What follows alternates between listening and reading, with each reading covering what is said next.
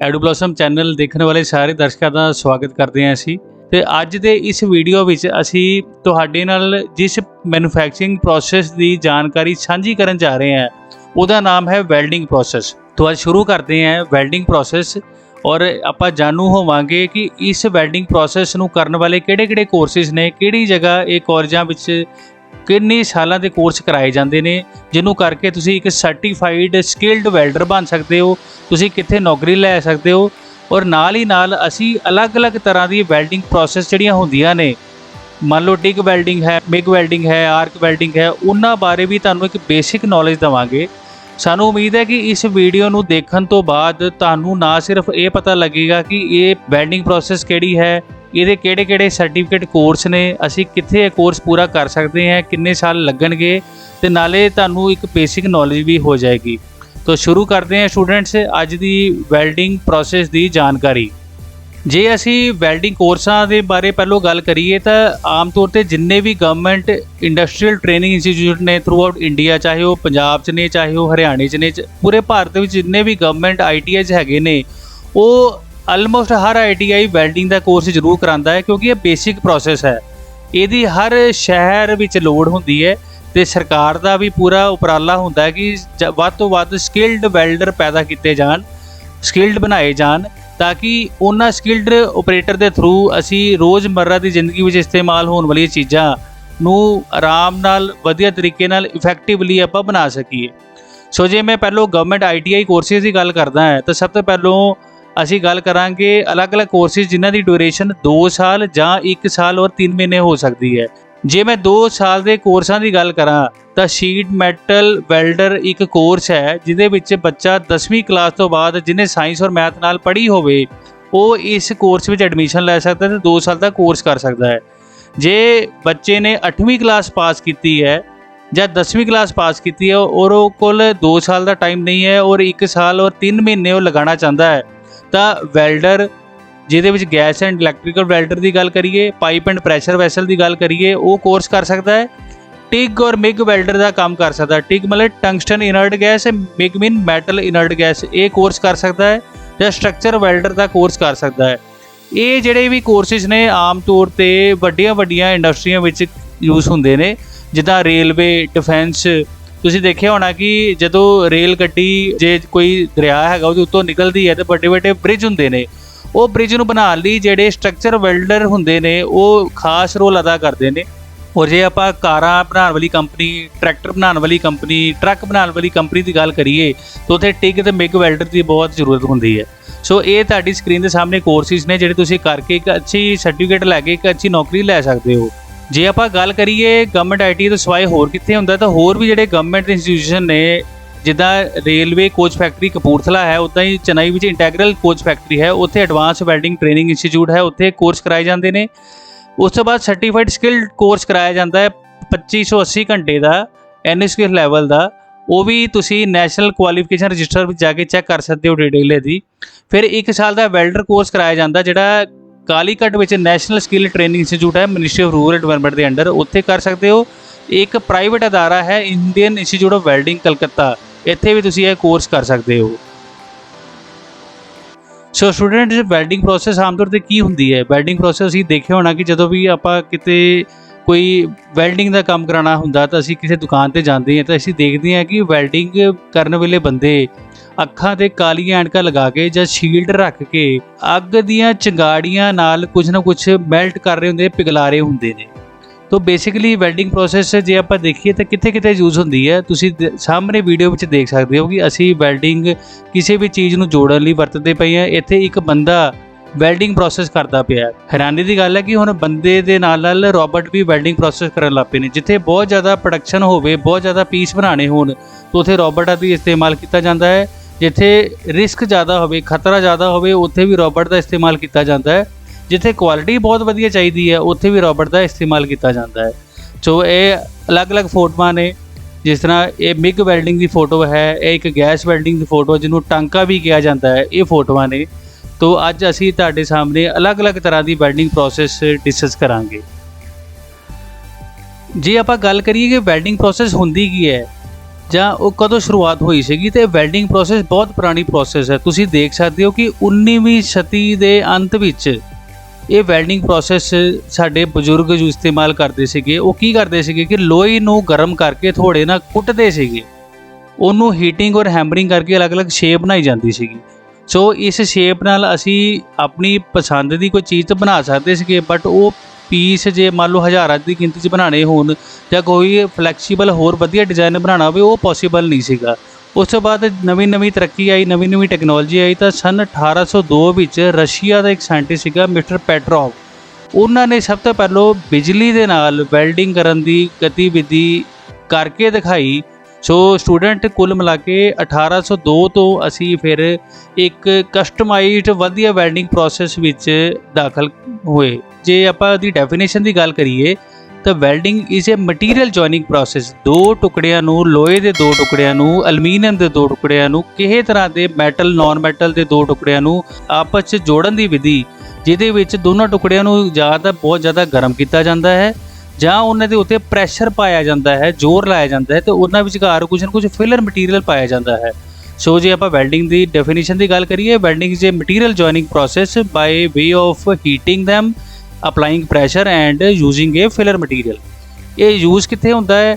ਅਸੀਂ agriculture automobile part ਦੀ ਗੱਲ ਕਰੀਏ, ਟਰੱਕ ਹੈ, ਟਰੈਕਟਰ ਹੈ, ਕਾਰਾਂ ਹੈ, ਉਹਨਾਂ 'ਚ ਯੂਜ਼ ਹੁੰਦਾ ਹੈ। ਏਅਰਕ੍ਰਾਫਟ ਜਹਾਜ਼ਾਂ ਵਿੱਚ ਯੂਜ਼ ਹੁੰਦਾ ਹੈ। ਰੇਲਵੇ ਦੇ ਵੈਗਨ ਜਿਨ੍ਹਾਂ ਵਿੱਚ ਆਪਾਂ ਸਫ਼ਰ ਕਰਦੇ ਹਾਂ, ਉਹ ਜਿਹੜੀਆਂ ਬੋਗੀਆਂ ਹੁੰਦੀਆਂ ਨੇ ਸਾਰੀਆਂ ਵੈਲਡਿੰਗ ਨਾਲ ਬਣੀਆਂ ਜਾਂਦੀਆਂ ਨੇ।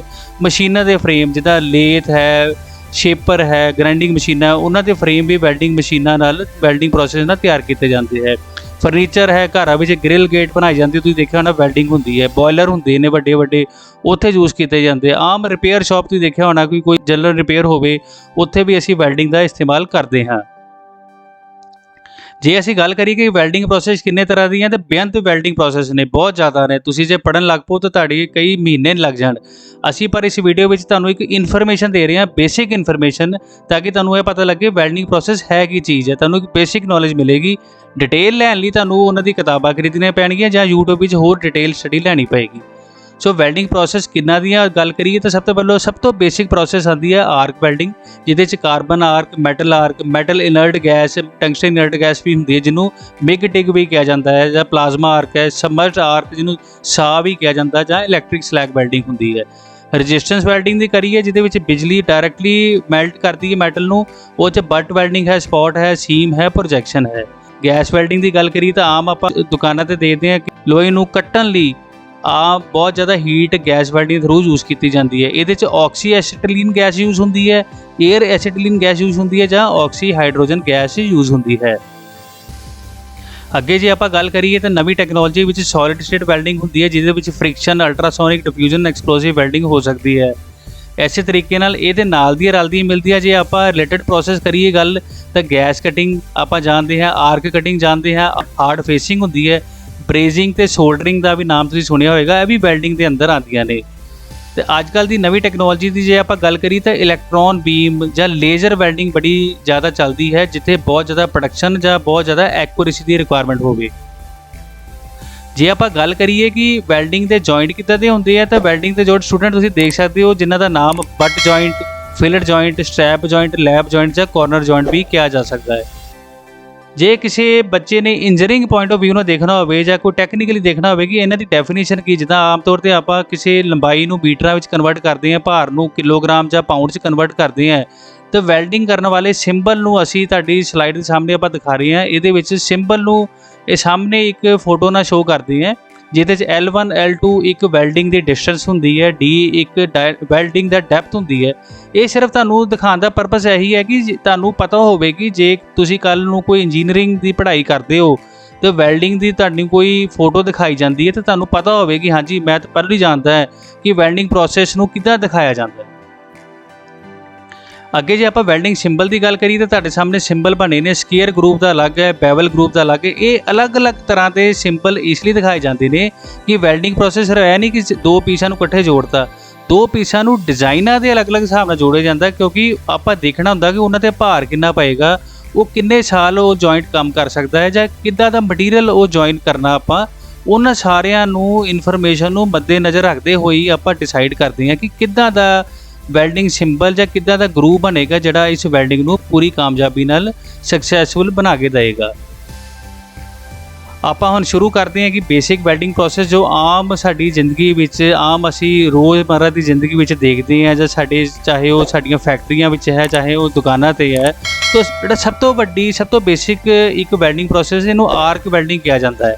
ਆਰਕ ਵੈਲਡਿੰਗ 'ਚ ਜਿੱਦਾਂ ਤੁਹਾਨੂੰ ਸਾਹਮਣੇ ਫੋਟੋ ਦਿਖਾਈ ਗਈ ਹੈ ਕਿ ਬੰਦਾ ਇੱਕ ਟਾਰਚ ਲੈ ਕੇ ਖੜਾ ਹੈ, ਉਹਦੇ ਹੱਥ 'ਚ ਇੱਕ ਇਲੈਕਟ੍ਰੋਡ ਵੀ ਹੈ ਤੇ ਵੈਲਡਿੰਗ ਮਸ਼ੀਨ ਦੇ ਥਰੂ ਕਰੰਟ ਦੇ ਥਰੂ ਹੀਟ ਪ੍ਰੋਡਿਊਸ ਹੁੰਦੀ ਹੈ। ਔਰ ਜਿਹੜੀ ਇਹ ਟੈਂਪਰੇਚਰ ਹੈ 1000 ਡਿਗਰੀ ਦੇ ਲਾਗੇ ਛਾਗੇ ਉਤਪੰਨ ਹੁੰਦਾ ਹੈ।